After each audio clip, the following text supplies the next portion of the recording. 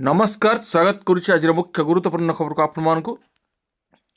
दर्शक बंधु एवं आम हस्तगत होता खबर रही पाणीपाग संपर्कित वर्तमान राज्य में घन कुहुड़ी जनजीवन को अस्तव्यस्त करुच्ची तेबे पाणीपाग विभाग आकलन यही भाव में पाग आहरी केते दिन पर्यंत जारी रही थंडार प्रकोप किभली भाव रही क्यों स्थान को पाणीपाग विभाग चेतावनी जारी कर संबंध में संपूर्ण विवरण में आपको वीडियो प्रदान करी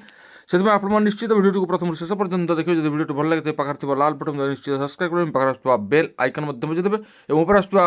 ऑल नोटिफिकेशन क्लिक करें भूल जहाँफल वीडियो सर्वप्रथम आपण निकट पहुँच पार तेज आसतु जाना आज पाणीपाग संपर्कित विशेष गुरुत्वपूर्ण खबर को भारतीय पाणीपाग विभाग घन कुहुड़ी होगा नहीं दिल्ली हरियाणा पंजाब चंडीगढ़ और उत्तर प्रदेश को आसंता 9 तारिख पर्यंत रेड वार्निंग जारी कर विभाग पक्षर हिमाचल प्रदेश और उत्तराखंड में कोहला पवन बहिबा नहीं अनुमान कर बिहार एवं यार पार्श्ववर्ती अंचल में सोमवार पर्यंत दिन समय ठंडा अनुभूत होबोली पाणीपाग विभाग कही घन कुहुड़ी जो दिल्ली में विमान उड़ाण और रेल चलाचल बाधाप्राप्त होती दिल्ली विमान बंदर कर्तृपक्षर सूचना अनुसार इंदिरा गांधी विमान बंदर दृश्यमानता दूरता ह्रास पाइबा जो 72 विमान उड़ाण बातिल कर भारतीय रेलवे दिल्ली डिविजन पक्षर मिलता सूचना मुताबक दिल्ली को आसुवा एवं सेठारु चलाचल करने ट्रेन गुड़ी को 3 घंटारू अधिक विलंब यात्रा करने को अनुमति दी एपटे राज्य में शीतर प्रकोप सामान्य कमी बेले कुहुड़ी जो जनजीवन अस्तव्यस्त हो आज सका राजधानी भुवनेश्वर समेत नयागढ़ और पारादीप रे अति घन कुहुड़ी पड़ा देखा मिली जार दृश्यमान दूरता 50 मीटर भी कम रही आसंता 8 तारिख पर्यंत राज्य में कुहुड़ी देखा मिले बोली आंचलिक पाणीपाग विज्ञान केन्द्र पक्षर कहुई पाणीपाग केन्द्र सूचना मुताबक आज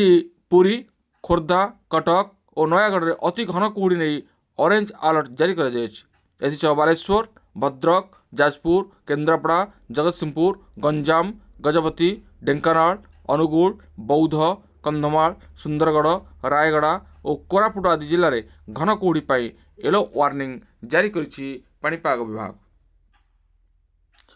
अन्यपटे राज्यर सर्वनिम्न तापमात्रा जी उदयगिरी में 7 डिग्री रही बेले दारिंगबाड़ी में 7.5 डिग्री फुलबाणी में 8.5 डिग्री सेमिलीगुड़ा में 9 डिग्री कोरापुट 9.8 नवरंगपुर 10 डिग्री चिपलिमारे 10.1 डिग्री रातिर तापमात्रा रेकर्ड कर राजधानी भुवनेश्वर रातिर तापमात्रा 14.8 डिग्री रही बेले कटक रही 13.4 डिग्री आसंता 24 घंटे राज्यर सर्वनिम्न तापमात्रा 2 ରୁ 3 डिग्री पर्यंत बढ़ी पारे यापर तापमात्रा 2 ରୁ 4 डिग्री पर्यंत वृद्धि पाइबार संभावना रही तेबे पुणी तापमात्रा आहरी 4 डिग्री पर्यंत कमिबार संभावना रही जहाँफल पुणी प्रबल शीत होबार आशंका पाणीपाग विभाग। तेबे आगामी 3 दिन अर्थात 6 तारिख सकाळ सुद्धा घन कुहुड़ी अति घन कुहुड़ी नहीं केतेक जिला को चेतावनी जारी कर पाणीपाग विभाग 6 तारिख सकाळ ठारू 8 तारिख सकाळ सुद्धा घन कुहुड़ी नहीं केतेक जिला को चेतावनी जारी कर घन कुहुड़ी अति घन कुहुड़ी नहीं आगामी 24 घंटा अर्थात 4 तारिख सकाळ पर्यंत अर्थात आज 6 जिला जगतसिंहपुर कटक खोर्धा पुरी नयागढ़ को ऑरेंज वार्निंग जारी कराइथिया बेले 12 जिला सुंदरगढ़ मयूरभंज केन्दुझर बालेश्वर भद्रक जाजपुर ढेंकानाल अनुगुल बौद्ध कंधमाल गंजाम गजपति को येलो वार्निंग जारी करिछि पाणीपाग विभाग। सेहीपरि घन कुहुड़ी अति घन कुहुड़ी नहीं 5 तारिख सकाळ पर्यंत 4 जिला कटक खोर्धा पुरी नयागढ़ को ऑरेंज वार्निंग जारी कराइथिया बेले 14 जिला सुंदरगढ़ बौद्ध अनुगुल ढेंकानाल बालेश्वर भद्रक जाजपुर केन्द्रापड़ा जगतसिंहपुर कंधमाल गंजाम गजपति रायगढ़ कोरापुट जिला को येलो वार्निंग जारी करिछि पाणीपाग विभाग। तेबे ए थिला आजिर पाणीपाग संपर्कित एक विशेष गुरुत्वपूर्ण सूचना आज पुणी देखा आगामी वीडियो रे। रहुछि धन्यवाद नमस्कार।